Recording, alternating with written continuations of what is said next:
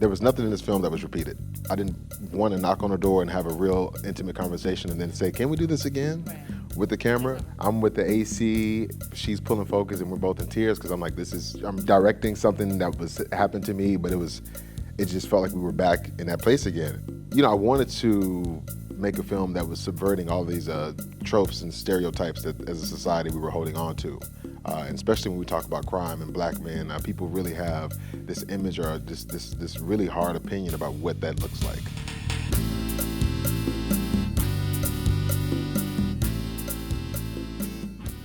So first of all, I want to thank all of you for coming out on a cold January day. As a filmmaker myself, I know, you spend a long time making these and then you put it out in the world and you're kind of like, wait, where's this going, this thing? You're kind of like, oh shit. I put myself out there. So to be able to have the opportunity to have real people interact is very special for us. So I just want to thank Kickstarter for doing so much for independent film. And I think this is going to become the happen in new venue, like as soon as we start whispering among our friends. But thank you very much for giving us this opportunity. So, Darius, you don't have to be scared, sweet pea. So I want to start with what you were doing. Tell me about applying to film school. So, when you read about this film, you read about it and you think he got out of prison and he started shooting, right? But actually, Darius is a film school graduate, as you see in the film. And I didn't know, however, that you didn't talk about your incarceration in your application. I actually assumed that was what your application would be. So tell me about how did you really decide to go to film school? Take us through the time after you are released, and just kind of take us through that a little bit. It's weird because it started while I was incarcerated, the whole film school thing. That was the first time I discovered that you can actually go to college to learn the craft of cinema. I just didn't have an understanding. I thought somehow you just were born in the film or you just knew someone and you got a job. Well, that happens too. It happens quite often. But in prison is when I saw an article that listed like the top film schools in the country, and NYU was one of the programs, and they listed the alumni and Spike Lee, Ang Lee, Scorsese, and I just became fascinated with this whole thing where you can actually go to New York City and learn the craft, and I just wrote it down while I was in prison, and I just kept bringing it up over and over again to the other guys I was in prison with and my family when they came to saw me. And when I was released, I just transferred to University of Houston, graduated, and just applied to NYU. And on the application, it stated at the time, had you ever been convicted of a drug felony? Which was very specific. You're like, no. No, I have not. Yeah, and I said no. And the thing is, it was a tough decision. I spoke to my mother about it because film school is weird. You don't know if this is going to be a cool thing to say, hey, I went to prison for bank robbery. Can I get into the program? But I wanted to get accepted on my own merit. So had you been shooting and working? What'd you use to apply? So my junior year, after my junior year at University of Houston, I had saved up money and I went to New York Film Academy for a month, or the summer. And I shot 3 small short films, but my teacher at New York Film Academy was Melissa Young, who's incredible, and she happened to be a graduate student at NYU. And she was just telling me, she says, hey, I feel like you really want to do this, you saved up your own money, you're up here learning, you should apply. And the first person who read my application was Joe Warfield, who is Melissa's, one of her favorite professors. And he loved the application, and I just went through the process like everyone else. And so I was shocked when they called me in for an interview because I was like, this thing is really going to happen. And no one really believed it. Even my professors at University of Houston, I get one did, Joe Layton, who's a film critic, but some of my other professors, when I told them about NYU, they laughed. They're like, NYU? Yeah. Like in New York? Yeah. But yeah, that's definitely where I wanted to go. So I want to talk a little bit about kind of the look of the film. Is so gorgeous. The cinematography is so spectacular. It feels to me almost like a scripted film. Is that kind of where your heart is? Or are you with us documentary people? I'm with Who do you want to both. be? I wanna What do be- you want to be? I want to do it all. You wanna do it I all? want to do it Okay. all. This film is, for me, it's like a photo album that's just come to life for me. It feels like this antique, this classic thing that's just been birthed and come to life. And a lot of that was due to budget. And because at the time in '07, they had the larger HD cameras that were more expensive to purchase. And because we were going to be down in Texas for a few months, I couldn't afford that. So I just bought two DVX 100As. And then we use 35 millimeter adapters and Nikon still lenses. And then as time went on, because we shot this for over 7 years, then we incorporated the new technology. The reenactments were shot on the Red Scarlet, and then my later interviews were shot on the Blackmagic and the 5D. I don't know how many of you are film people, but those are expensive, fancy pants cameras. No. So, I mean, but that like nowadays everyone has a post-Spike? 5D. Well, Spike came on how at did he come? NYU. Did you take classes with him? Do you like go to his house when you're there? I've never set foot in Spike's home. So Spike was he's still the artistic director at NYU, and he has been a professor for about 16 years at the graduate film program. And Spike was one of the first professors in my third year who had met with me after reading my pre-thesis review. And he was in shock because he had seen me around the school for a few years, so he didn't know anything about the robbery. But once I told him, I actually went in for an interview request. I wanted to, he's a cultural critic, and he talks about everything. And he dismissed me. It was so harsh that I didn't think anything was going to come of this meeting. But he told me, like tell us how he dismissed you. I mean, Like when you say harsh. I mean, because Spike is like, I don't want to use any profanity. Am I allowed to use profanity? But Spike was like, this happened to you. You need to be talking about it yourself. What do I have to do with this robbery? I have nothing to do with the robbery. You should explore this yourself. Because what were you asking him? Because at the time, I still didn't know what type of film I was trying to put Right. together. So you were like, knew maybe that- I could write a script. Yeah, I was going to have some experts and some people talking about black men in the community, just talking about different things. And we interviewed so many people that never made it. And Spike was right, because the film just became more personal as time went on. But during our second meeting, Spike, he offered to executive produce. This is before I had any money, before no one knew exactly what I was doing. But he just said, I believe in this. And I thought it was a joke, but when we went down to Houston, Spike would call at 6 a.m, which is very common for Spike. And how are you doing? How's your family? How are the victims? How are the interviews going? And then Spike literally, intimidated me and chased me around NYU and threatened me for about 7 years, because I worked full time at Tisch after finishing the program, and so Spike would see me in the hallways, and I would. How's your movie? How's your movie? He would literally try to embarrass me to finish this film because for Spike, he's like, well, I did, I did When the Levees Broke in 12 months. What's taking shut you up. so long? So Let me ask you, now, Darius, you could have done a film about anything else. yeah. So the thing that you didn't discuss with anybody, you kind of came out in a big way.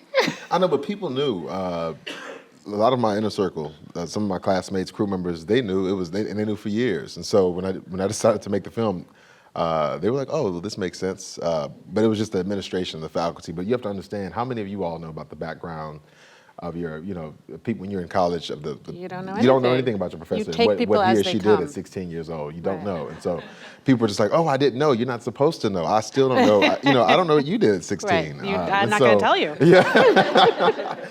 So, but people knew, and I was trying to figure out if I wanted to. I think it was some pressure to make it, a fictional story. Right. But I knew that my family, none of us had really explored any of these, just any details, So any of the why emotions. did you? What really ultimately? I mean, it's obviously just so spectacularly intimate, and I want to talk a little bit about how you achieve that intimacy in the interviews, because that's part of the reason why it's so successful. But really, when you think about it, why do you think you're a filmmaker, you're so talented, you could have just done some scripted thing and would have been, you You could know have what? just been the cool guy from Yeah. Brooklyn, No. and that would have been fine. That did not have set well with me.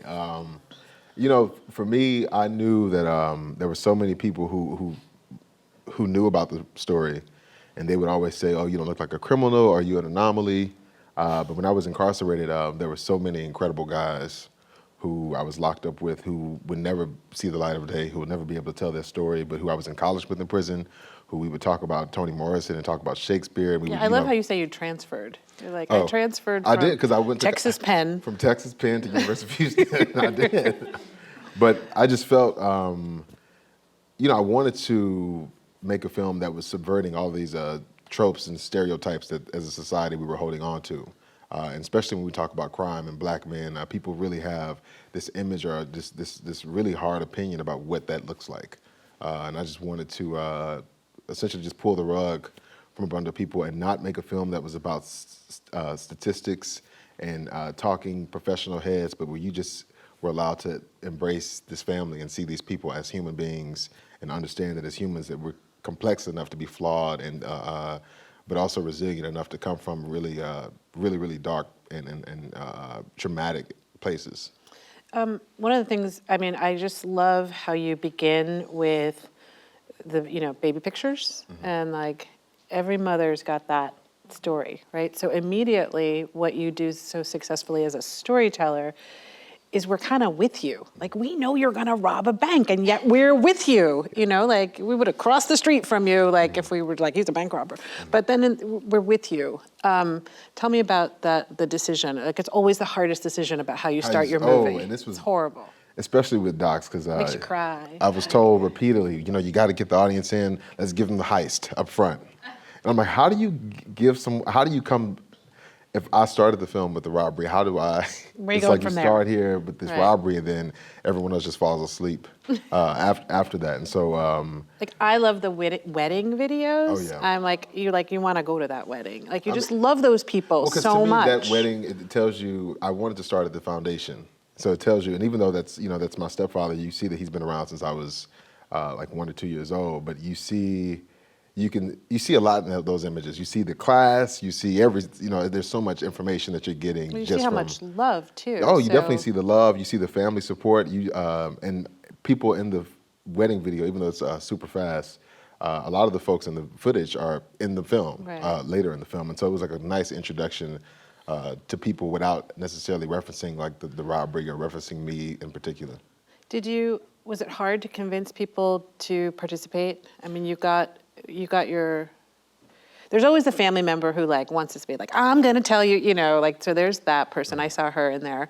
And there's your mother who, she loves you, so eventually she's gonna do it. But like everybody else. I mean, if you notice, none of my siblings None of your are in the siblings film. I didn't. You think that? Well, you didn't. You Yeah. wouldn't know because I interviewed 2 of them, and they really didn't want to be interviewed at all, and they just weren't able to be comfortable on camera. And I realized that it probably was just extraneous storytelling. But almost everyone in the film that was related to me said yes immediately. Why do you think? Based on our relationship in real life. But they have to know, there's something you must have sensed they also wanted to communicate them. I mean, did it feel like catharsis when you were yeah. in the interviews? Yeah, for every single one.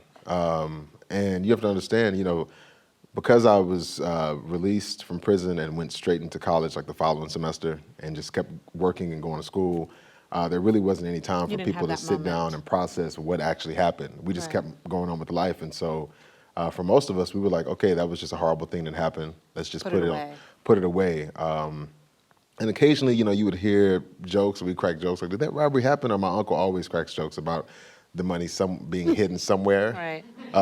And that, he's going to get access Our to it one day. inheritance. Yeah. But I could tell, I didn't realize, I could just tell that it was weighing on me for a long time. And it wasn't just a conversation about the whole incident, why it happened. For the longest time, I just kept trying to figure out what happened to the people who are inside the bank and what are they doing? And, it would be great one day if I could track them down and apologize. So talk about that. Did you decide to, so I worked in news for a long time, and we would call that an ambush interview, although I'm sure you got, we would not approve them. But so you're going with people, that was a very risky decision. Obviously, you had to see what happened and get releases and all the rest of it, but What did you feel like walking up to those doors? You know, that was we saved that for the end of the shoot. So we were in Houston for, like I said, about 3 months. And so that was like the last 2 weeks. And I was terrified because Texas, you know, you can, We know. yeah, you can walk on somebody's property and get shot for much less than Right. being. Stand your ground. Yeah, and it was weird because at that time also was daylight savings, and so we were out there searching for people. Were you and like, let me carry a pizza? No. I literally was like, okay, I'm just gonna put some positive energy out and just hope they receive it and understand that I'm not here to harm or threaten them. And the crew was on standby in case I was gonna be harmed, but you know, Like Spike on the phone. no, it was literally Darius, we were just how's like it going? riding around. We were just riding around trying to find these people, and there was numerous times. These are the crazy things filmmakers do. This Like is. filmmakers sit around, they're like, you know what's a really good idea? Let's go to the people I robbed, knock on their doors and be like, do you want to be in a movie? See, but that was not the plan. The biggest thing for me was it was an ethical challenge because we knew that the camera was going to be in the car and far away, but I was still mic'd, and I kept trying to figure out, well, do I do this with no audio and no You had to have the no audio. video, and you know, we asked for releases after, but I didn't want to. There was nothing in this film that was repeated. Not one thing. I mean, outside of the reenactments. Recreation, Yeah, right. but there was nothing. There was not one interview. There was not one question. There was nothing repeated. Everything that happened, every conversation that happened in real time, and it happened once. And so, and that's just my style. I didn't want to knock on a door and have a real intimate conversation and then say, "Can we do this again?" Right. With the It camera. doesn't work. It's not the same. No. Although the pastor man, I mean, he was, He was the only person who agreed. I asked every. and they were like, that's Yeah, enough. Well, some said yes and then never followed up. came- And so, and I understood. So after one email, and if I didn't hear back, Right, I'm not harassing them. Yeah, but Pastor Ned, he really wanted to talk to me. Right. No, you could tell he really wanted yeah. to. He had something to say. He did. You know? He did. So I want to ask you a couple of filmy questions. So like the music. How'd the music come? You worked with a composer Todd on this. Griffin, who is incredible. Todd was actually the advisor to come speak at the IFP Doc Lab. And he just had such great energy and a great spirit. And I just sent him an email and said, hey, I don't have a composer at the time. You know, could you watch a cut? And he watched it. And Tell people what it's like to work with a composer. Like, you know, so the music is so much a part of this film. You know, there's a subtle, it gives you energy, it gives you, there's all the emotion. So what was it like to work with a composer who has to have their own vision? yeah. Todd is very specific in his process because he doesn't like to, he's not going to listen to the temp music and try to repeat that or try to base his style off the temp music. He turns it off and he actually just wants to talk about how you feel about certain beats and what does this feel to you and what does this look like and what type of energy and what instruments are you thinking about. And I told him, just like the title of the film, that, and it's also my style, that we were not going to have that I wasn't going to put the Tupac song in this film. Like, it wasn't that type of documentary. That it was Right. going to be more contemplative. And I showed him the short 5 Deep Breaths by Seath Mann, which was scored by Jason Moran, who just did Selma. But that score was very different from what you would think with that type of movie. About these black men at this college and this sort of fight that happens, and it was haunting in a way. And I told him, I said, This is haunting. Yeah, I said this is the type of tone I was going for. Even when the hums, Yeah, you know, I love the you don't think you're hums. gonna have that after a bank robbery. Yeah, but I told no. him that was for me.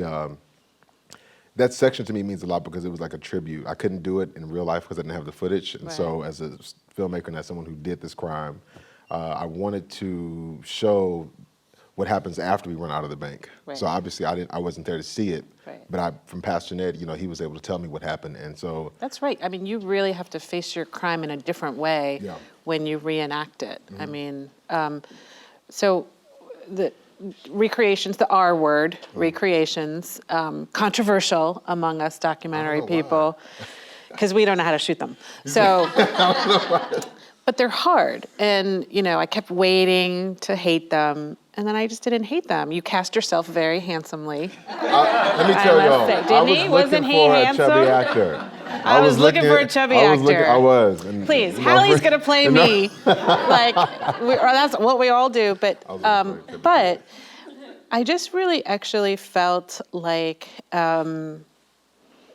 I don't know, they just kind of got it. They just kind of, what I felt like was these were the younger versions of you all today, because we're seeing you so much later. But talk about, did you always know you were gonna do recreations? Did that solve a problem? It did, but it was, I was very much against recreations. And even before I even thought about doing recreations, I think the second meeting I had with Spike, he was like, I hate recreations. Don't even think about it. We all hate them. I worked on this film for about 3 years, started in 2007, and around 2010, I quit the movie.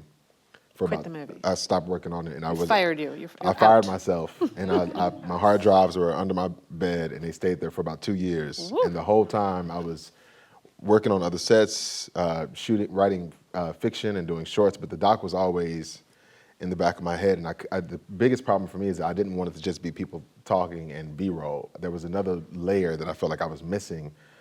Because we didn't have any footage from the robbery, I kept wanting to be. You want this to be real. I wanted to be real, but I wanted, as an audience member, I wanted to be in the shoes of these kids. And I kept looking at these grown men, and I said, I understand the audiences are smart enough to listen to the story and think about the fact that they were teens at the time, but I wanted them to feel what it's like to be excited and paranoid and thrilled. Yeah. And I just slowly came to terms, and I didn't use reenactment because reenactment, the word, just kept shutting me down. And I said, you know what, this is a short film. I'm going to shoot a short film. I'm going to essentially cast and shoot a short film and use it as a puzzle to sort of weave the rest of the footage through. And so the first act works like a puzzle because you don't know exactly what's happening. And then in the second act, it sort of all comes together. And you understand, like, oh, that's what I was seeing with the nurse and him walking out the door.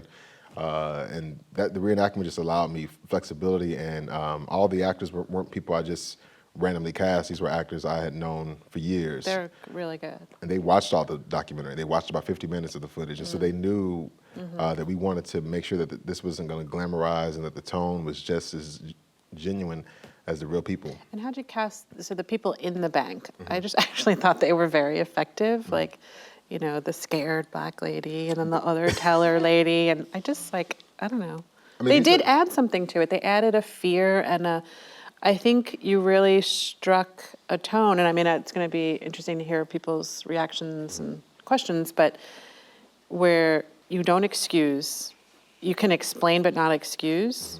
And I think that was hard to do, but I think showing people's terror is part of that not excuse. Oh, yeah. And it was tough. Initially, because my style, I wanted to just show the whole robbery happen in one single take. But this is documentary. The long take. Yeah, it was a steady cam, so we move around. Take. But Kenji. we shot it like that, and we shot 5 takes of the whole thing happening in one take. And didn't work. No, I loved it, but just in the cut, it didn't work. You're right. And but I was standing in the bathroom because there was no other place to be. There was a bathroom right behind where the safe is. And to hear, in the movie, you can't hear the robbery. But on set, they were yelling. Like, you could really, you could hear it. So it felt super real. Did you feel did you remember? Yeah. Do you connect yourself with that time? Because, yeah, absolutely. Even the scene of Dante and my best friend Obatala, who plays the school security guard, walking him down the hallway. I'm with the AC, she's pulling focus, and we're both in tears because I'm like, this is way too meta. This is too much for me. I'm directing something that happened to me, but it just felt like we were back in that place again, and it's just the dread on his face, and I remember exactly what that felt like. Yeah. So what did happen to the money? So the money my portion of it was about $70,000, and that was all spent. That was all spent on bills that helped my family. Did they make you pay it back? No, because it was too much to go into in the film. But in the film is the first time we actually say on camera what happened to the money. And so there's no legal jeopardy. There's no legal jeopardy. That. I was actually messaging with the district attorney today on Facebook. Which one? Stacey. Ken Thompson? No, Stacy. Oh, in the film. Oh, her. Yeah. Let's yes. talk about her. Yeah.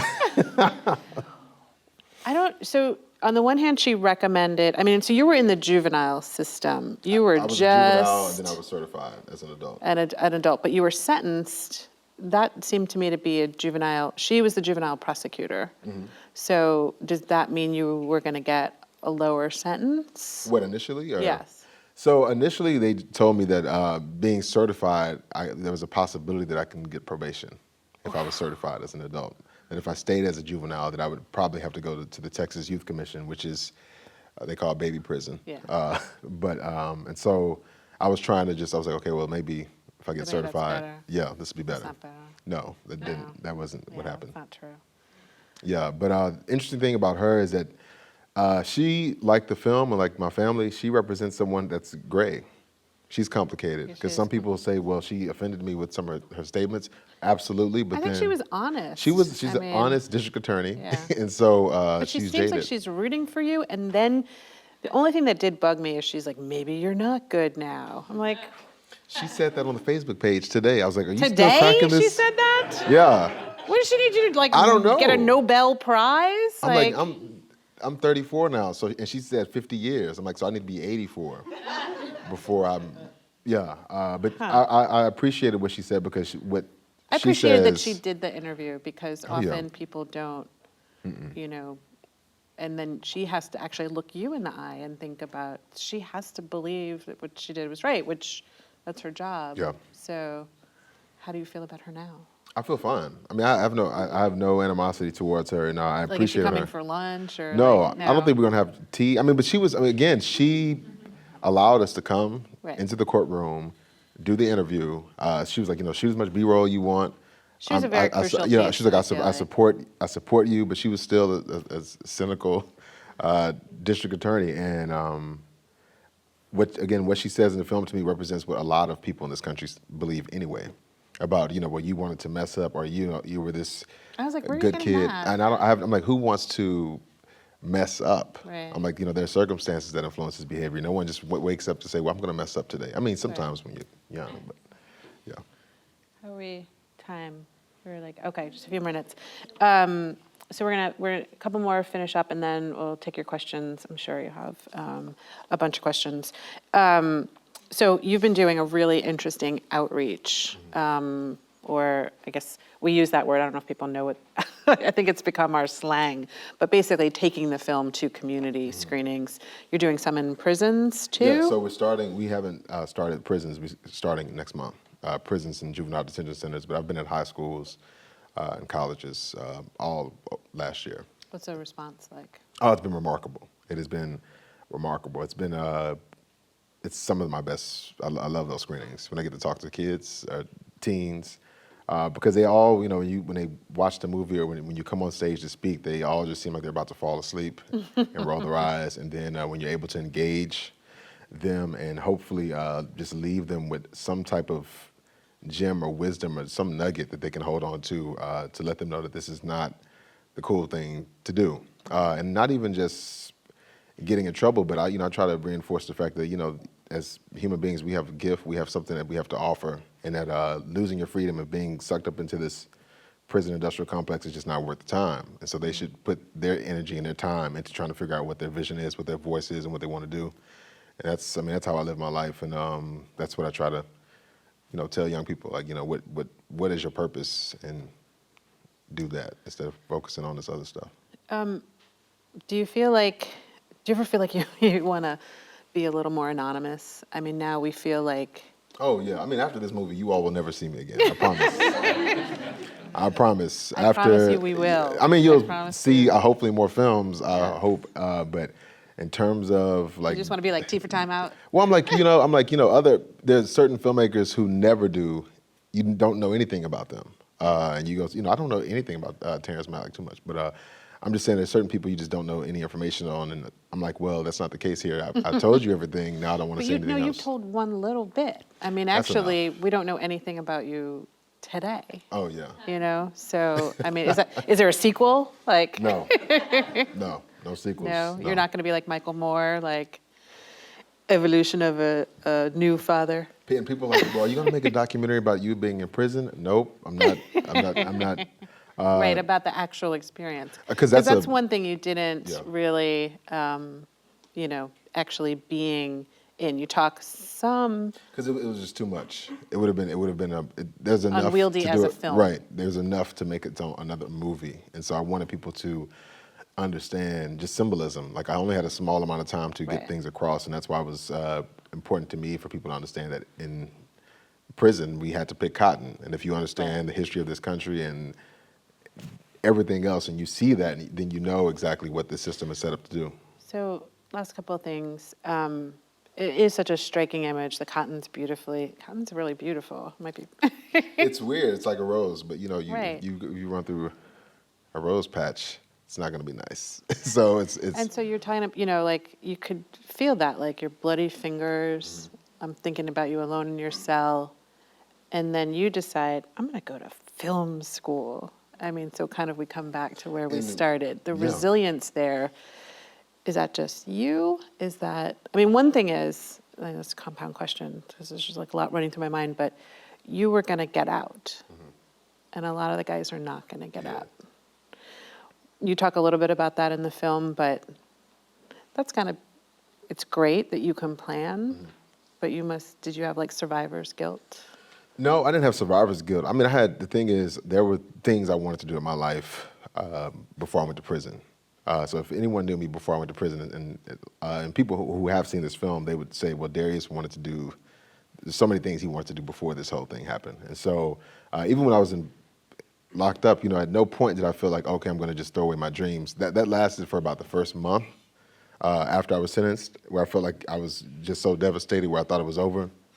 But then it's true. Once you start to meet other people in there who have so much time, 40, 50 years, and you're sitting down at the table and they're showing you their business plan for 2040 or 2020, and this is when I get out, this is what I want to do. And every day you see them and they're hopeful and they're upbeat. That just boggles the mind.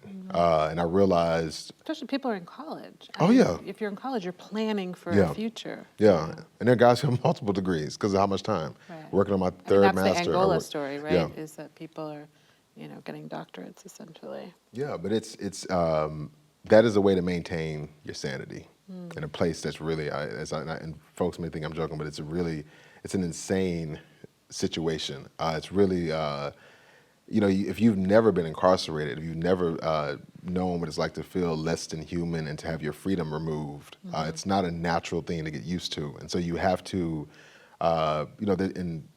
there's some guys who who are on medication and trying to make do, but if you want to be sober and not on prescription drugs, you have to hold on to hope, and you have to hold on to the possibility of something better, because if you don't, you'll just waste away in that place. And so I just surrounded myself with individuals who had different amounts of time, but who were positive and who were all about speaking positivity, and not being negative. Because guys everyone's on edge. Some guys are Right. up for parole and they don't. So everyone Yeah. is. Don't talk bad about my parole. Don't say Right. anything because I may get another set off. And so you just try to be in a space where you're like, I'm positive and I can do this time. Yeah. I think that's a great place to end, though. Although I do want to say, so I made a film about public defenders, and so I spent a lot of time in prisons. And what is also so remarkable to me is one of the things they do in prisons is they remove all visual stimuli. So they're like, the walls will often be painted beige. In Georgia, where I was in prison filming, they'd painted over the window. So the one little sliver of window that the guy had where he could see outside, they couldn't see. So to have a visual dream in such a blank, barren space, really remarkable. So let's thank Darius again and then have your questions. All right. So I think we have a microphone around, so. Hey, so the part where the gunman, you said the gunman didn't get sentenced, and do you think like he snitched on you? I'm sure he probably. I'm thinking it's a combination of things. You have to understand he was 16. So at 16, when you're being heavily interrogated, it's not necessarily a snitch. Yeah. That information could have been forced, and he says in his interview that he was questioned repeatedly, which strikes me as odd because I was not questioned at all when they came and got me out of class. That was the first time I met the detectives, and they were telling me I was under arrest. And so the fact that he kept having these conversations and they would let him go was interesting. But they didn't really have any hard evidence on Pierre in terms of no one could identify him.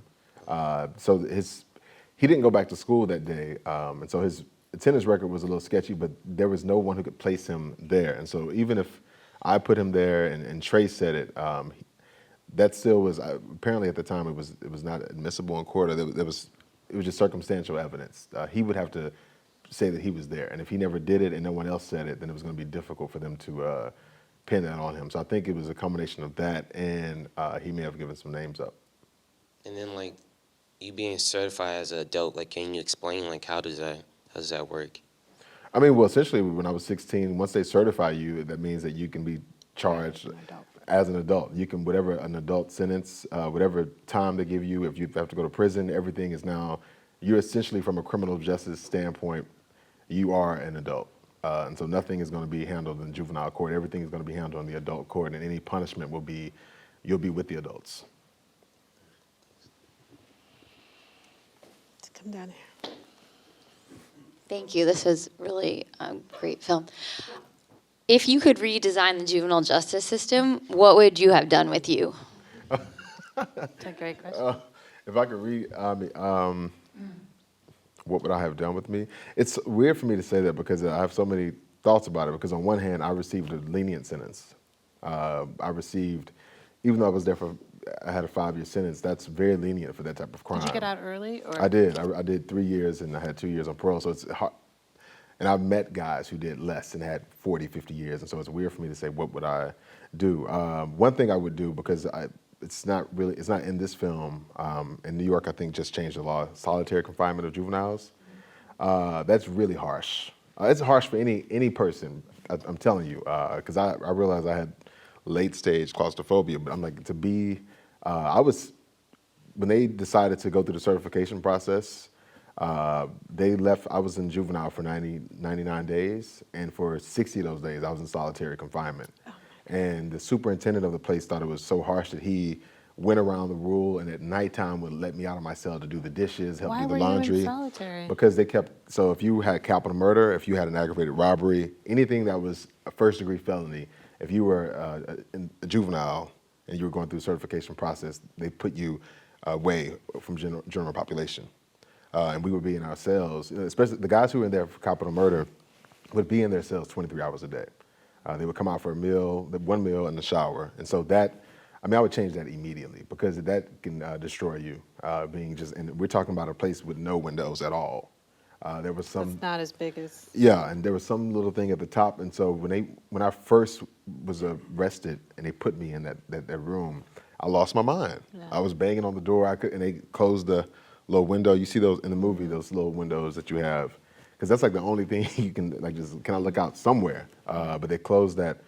And I'm not a fan at all of certification. At 16, even 14, 15, 16, you're not 25, you're not 21. Your brain is still processing, you're still developing, and so you can't just hand someone an adult sentence and treat them like an adult when in actuality they're not. They're still growing, the brain is still developing, and you have to figure out a way to, I guess, give a proper punishment or a proper, some source of rehabilitation for a juvenile, but tossing them into prisons with grown-ups, that's not the answer.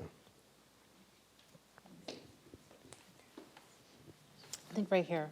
Oh. Yeah. Thanks, Darius. I just want to say I really like the movie. And I like how you added, like, film had so much to do with your life. Where you got incarcerated, like even when stealing stuff from Venture, they were like VHS recorders and stuff. My question for you is just like, how after incarceration, how's that even today affected your life as far as voting, job applications, loans, even like how you think about free time or how you feel when you walk into an elevator? Like I said, I'll just pick up on the last thing. For the longest time, I thought, after this, like right now, I could not go back to prison because I think my level of claustrophobia has gotten to such a high degree later that if I was locked in solitary confinement, I don't think I would be able to survive it. And it happened living in New York City around all these people, being on the tight subway trains, and literally about a few years ago, the train was stuck at a station, and I felt like I couldn't breathe in this fight or flight thing. And I don't know if that was because I was incarcerated. I don't know. But I've talked to a lot of guys who have been locked up and they deal with that. But I can vote. I do vote. I have a lot of student loans. But when I was initially released, I couldn't get a job for the longest time. Every place I tried to get a job, even if I got to the final interview, once they did the background check, I wasn't hired. But I still have a first-degree felony on my record. I worked full-time at NYU. He could only make films. No, it's it's Like, funny. we're the only jokers. We're like, that's fine. Let me tell you, and Don is cracking a joke, but I do recall sitting in that cell trying to figure out, because I knew that it was going to be almost impossible for me to get a job in corporate America after this whole thing. Even at 17, I knew that was going to be impossible, but I wanted to go into the arts, and I was hopeful that the artistic community, due to numerous other individuals and their prior infractions, would be a little bit more open-minded. To someone who has a felony, and it's the truth. No one is. You really can't. No one can stop you from making a film with a felony on your record.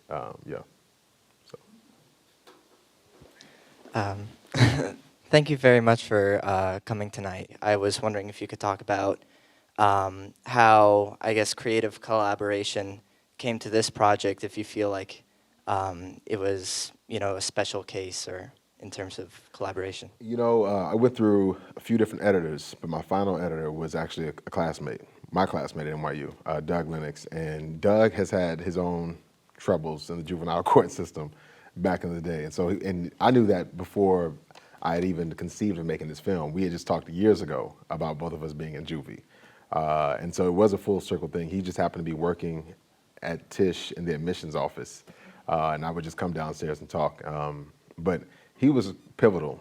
His energy, his spirit, and also just his passion in terms of, again, he's another example of trying to subvert a stereotype of someone who messed up as a kid and is doing well. He ended up going to Berkeley and was at Tisch. And so there was no way I could finish the film. And I knew after having the first meeting with him that he was the perfect person to help me go on this journey. Did you feel like you could open up to him a bit more? I mean, I could open up to all of the other editors as well, but he just had he was meticulous, he was sensitive, and also he just allowed me space to work through things, to figure things out, and that's what I needed. And it wasn't a situation where he just took the footage and wanted to go into a room and hoard the footage all the time. He would. It was a true collaboration, and with everyone involved, the DP, the composer, even the production designer and the costume designer for the reenactments. We had real conversations about representation and about what does this really mean and the choices we were making.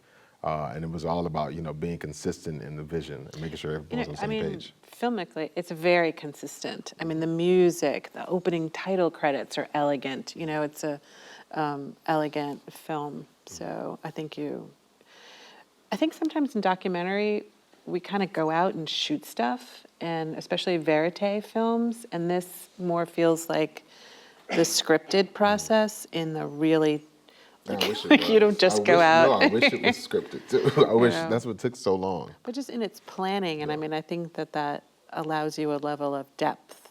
There's so many layers that are reinforced. Oh yeah. Each artistic element enforces the other really beautifully, I think. I think it's just very stylistically, the craft of this is just really good. Thank you. Two minutes, what? Two questions. Good evening.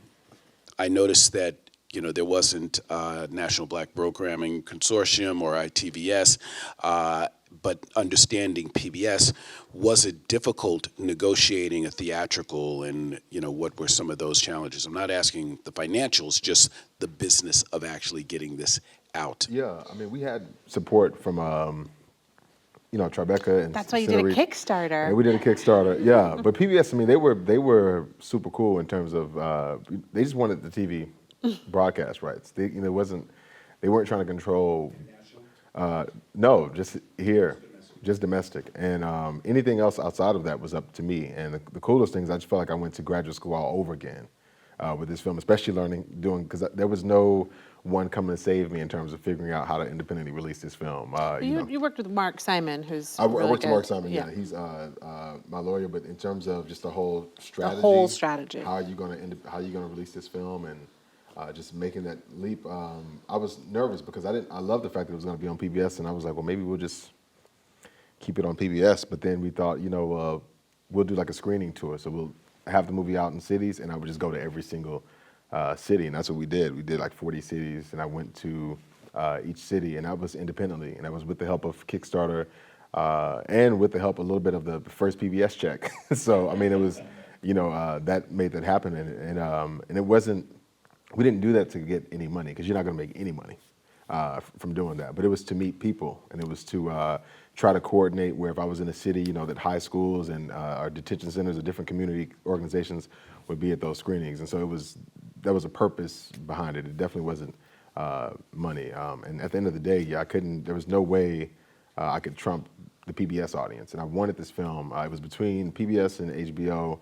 And I just remembered my grandmother when I was thinking about the fact that she always had us watching Channel 8 in Houston, PBS, and the fact that it was free, that anyone who couldn't afford cable, anyone who had a TV and an antenna could watch PBS and will be able to see the film. So that was my thought process. Is always, the artist has always been the truest purveyor of the human condition. Mm-hmm.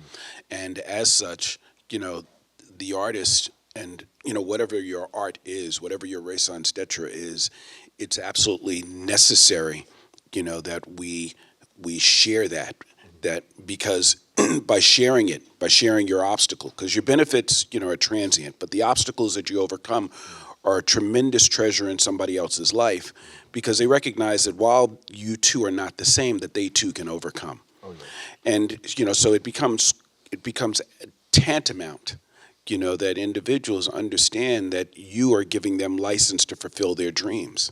I mean, for me, life is just too short for me to make any type of work or to spend time, money, resources to get people together to do something that's empty. I'm always trying to be in the business of trying to increase consciousness and engage and have a real dialogue with folks with every single project, whether it's, because if you look at my short film work, it's the same thing. It's not this documentary, but I'm definitely trying to provoke and have a discussion.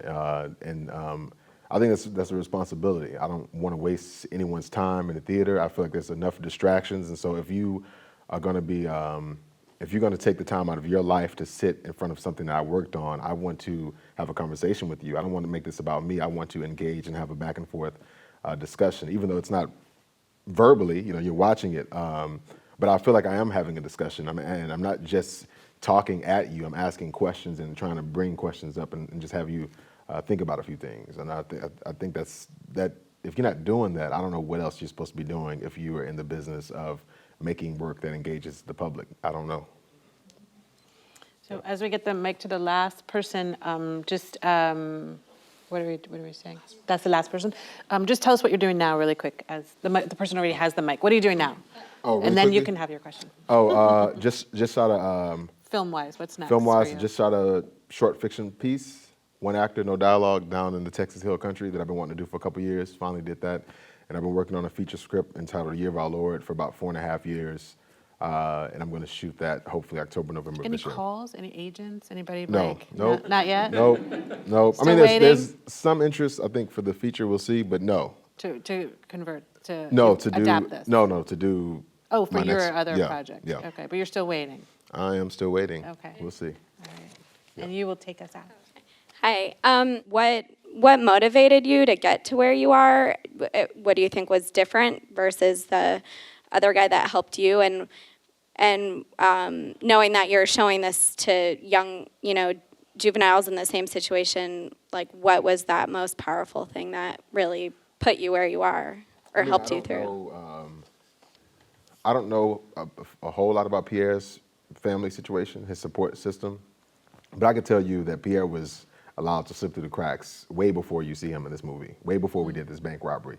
You're looking at someone who clearly was not teachers. There were people in his home, people in schools who allowed him to consistently fall through the cracks. And so it's a combination of his own responsibility, but I feel like he was let down by a lot of people. And the thing is, my mother never entrusted me to somebody else. So even though I got in trouble when I was a kid, you know, she was hard on me in terms of going to school and being in my life and being supportive. And so there was already some type of foundation before I got in trouble. And so when I see juveniles, it's tough when you meet juveniles who don't have any family support. There's no one out there to help, and there's no one in the community who's helping them, because that's how you can end up an adult and trying to figure out why you're stuck.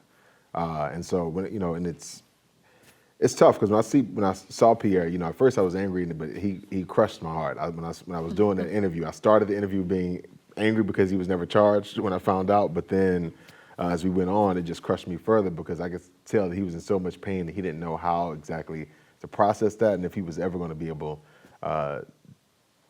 to get out of it. But the whole thing is, for me, it's I've just learned, even I think from going to prison, and it may sound cliche, is that, you know, you just really cannot give up, and you really can't give up on yourself, and you really can't beat yourself up over and over again for mistakes you've made or for things that have happened in your past. And so, you know, how I was able to finish, or how I'm able, I guess, to be here in front of you is because of the family support I had as a kid and the family support that I still have. And I'm not talking about my whole family. There are people I don't even speak to, but in my immediate family, there have been people who consistently not only supported me, but told me, I love you, I value you, you have worth, you mean something, you're gonna do something. And that's powerful. And a lot of times, you know, if you don't have that, you can end up in a place where you're left, you know, feeling like you're trapped and you can't get out of it. And again, I also, you know, my grandmother is something that was like, you know, you're not gonna quit. You're not gonna quit, you can do it. And that, like I said earlier, with meeting men who were in prison with so much time, who also weren't quitters, who also weren't hopeless, that was, you know, it's not survivor's guilt, but that definitely motivated me to do something with this opportunity. And there were guys in there who was like, hey, you know, you're gonna get out. We don't wanna see you up in here again. Like, we don't wanna see you back up in here. Figure it out. Like, there's no reason why you should be back in this place. And there really was no reason for me to be back in that place. And I felt that there was gonna be nothing that was gonna stop me from doing what I was meant to do before I went into that place. If that makes any sense. I don't know if I just said a whole lot. Yeah. Okay. Well, thank you for sharing your beautiful. Thank you all.